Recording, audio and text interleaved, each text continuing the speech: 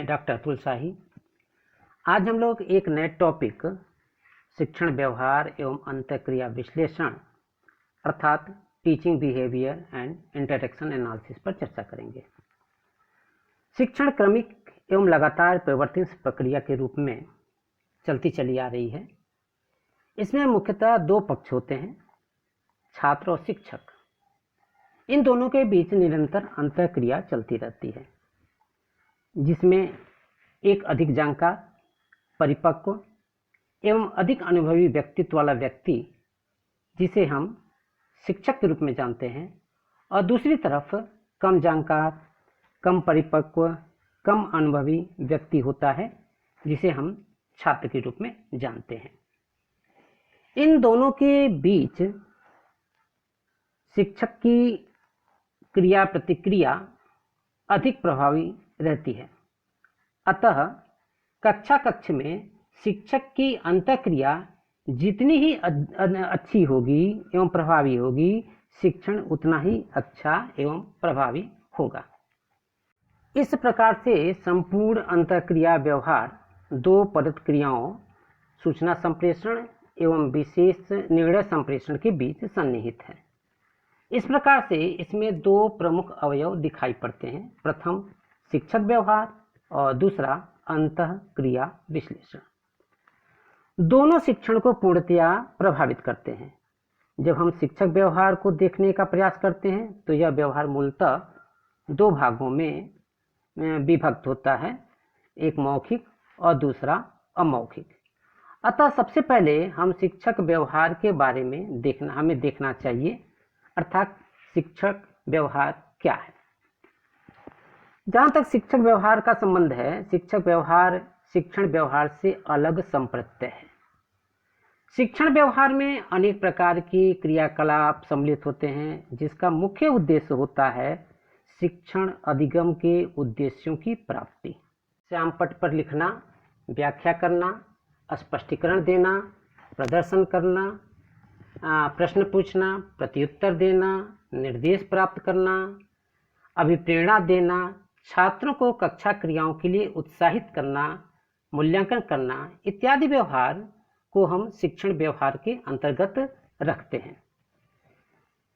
किसी विद्वान ने कहा है कि शिक्षण व्यवहार के संबंध में कहा है कि शिक्षण व्यवहार वह व्यवहार होता है जिसके माध्यम से हम छात्रों में अभिप्रेरणा जागृत करते हैं, यानी कि उसके अंदर अभिप्रेरित करने की क्षमता उत्पन्न करते हैं।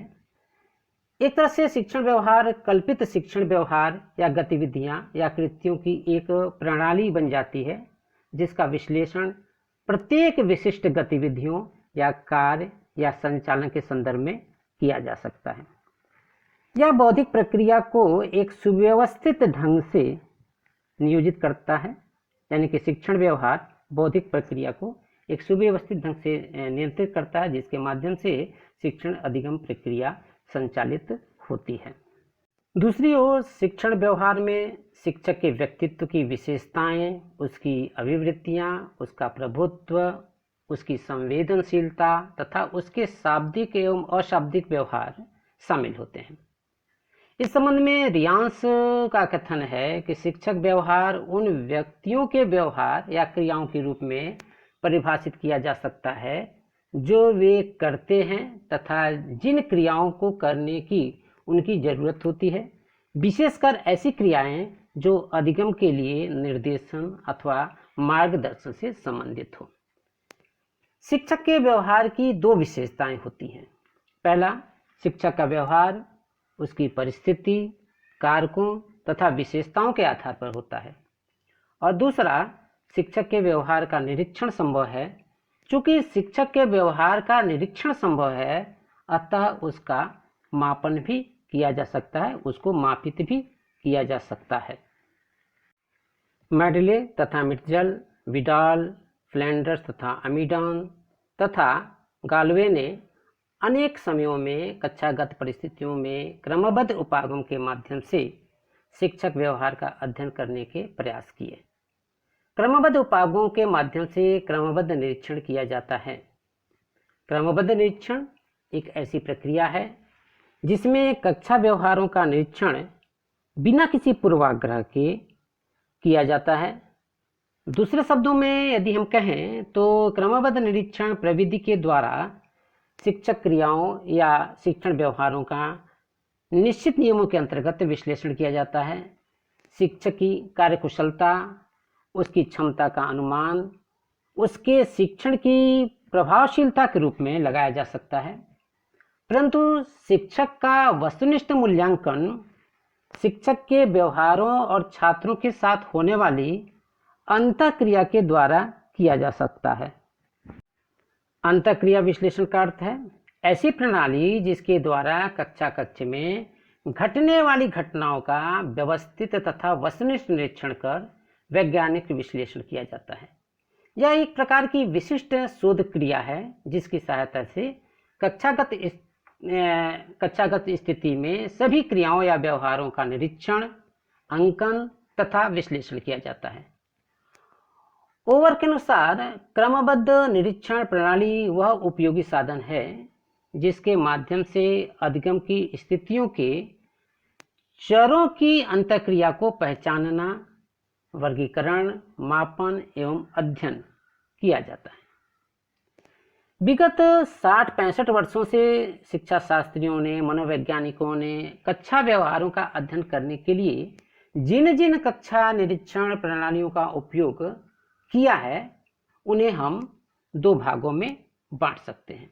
पहला संकेत प्रणाली जिसे हम साइन सिस्टम कहते हैं, और दूसरा श्रेणी या वर्ग प्रणाली जिसे हम कैटेगरी सिस्टम के नाम से जानते हैं। संकेत प्रणालियों में शिक्षक के व्यवहारों की सूची दी जाती है। इसमें जो निरीक्षक होता है वह शिक्षक के उन व्यवहारों पर निशान या संकेत लगाता है जिसका प्रदर्शन कक्षा में होता है। वर्ग या श्रेणी प्रणाली में विभिन्न व्यवहारों को समुचित वर्ग श्रेणियों में संपन्न होने के क्रम में लिखते जाते हैं। कक्षा की प्रत्येक 3 या 3 से कम सेकंड के समय में होने वाली जो घटनाएं होती हैं उसका भी अंकन किया जाता है और उसको नोट करके यह देखा जाता है कि यह जो घटना या व्यवहार जो कक्षा में हुआ किस वर्ग या श्रेणी में आता है। इस संबंध में एंडरसन ने 1935 में, हेलन तथा ब्रूअर ने 1945 में तथा मैरी फ्रांसिस ने 1946 में कक्षागत अंतः प्रक्रिया विश्लेषण के क्षेत्र में कार्य प्रारंभ किया। लिपिट ने 1943 में कर्ट लिपिन की मदद से विभिन्न प्रकार के नेतृत्व के प्रभावों का अध्ययन किया। विडाल ने 1949 में शाब्दिक कथनों को 7 वर्गों में विभाजित किया और कक्षागत वातावरण का अध्ययन करने के लिए एक 7 वर्गीय इंडेक्स विकसित किया। जो 7 वर्ग थे वे थे विशिष्ट तथ्यों, विधियों, साधनों का ज्ञान, दूसरा था अनुवाद, तीसरा था अर्थापन, चौथा प्रयोग, पांचवा विश्लेषण, छठा संश्लेषण और सातवां मूल्यांकन। 1950 में रॉबर्ट वेल्स ने अंतःक्रिया विश्लेषण को एक अनुसंधान तकनीकी के रूप में विकसित किया या अनुसंधान तकनीकी के रूप में इसका प्रयोग प्रारंभ किया। 1991 में एन.ए. फ्लैंडर्स ने शिक्षक व्यवहार के अध्ययन के लिए 10 वर्ग श्रेणी प्रणाली की रचना की। यह प्रणाली मिनीसोटा यूनिवर्सिटी में विकसित की गई जो आज सर्वाधिक प्रचलित है।